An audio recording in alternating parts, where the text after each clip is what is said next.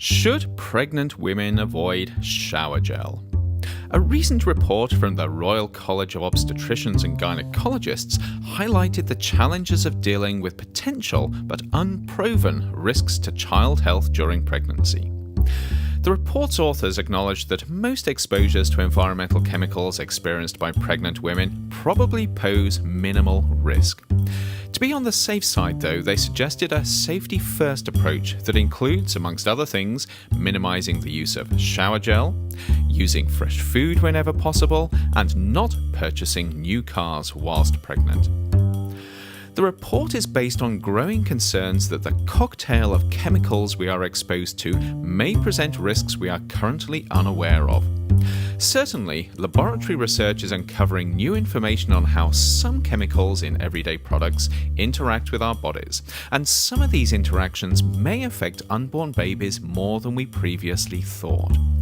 But much of this research is still far from conclusive when it comes to real effects in people, which leaves pregnant women in something of a quandary.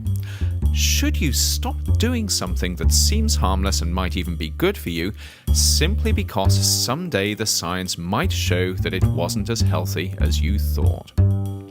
The problem arises in part because we're better at generating data these days than we are at knowing what to do with it. We can measure the minutest amount of a chemical someone is exposed to, and we can research the many ways our bodies interact with these chemicals.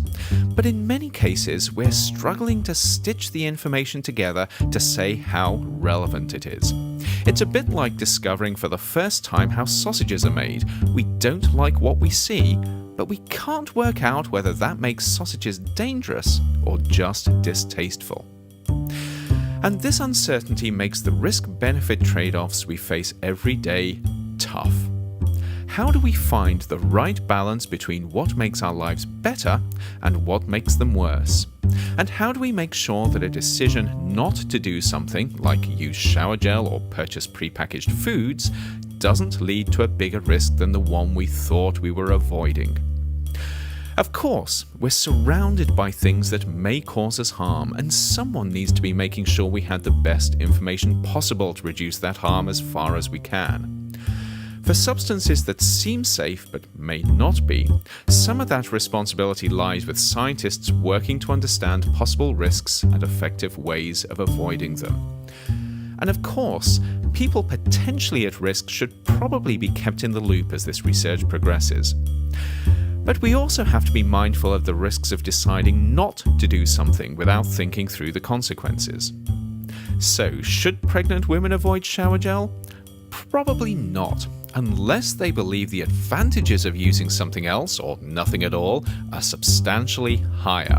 But at the same time, we need to make sure that someone somewhere is doing the right research, so that if there are risks, people can make informed trade-offs rather than running blind.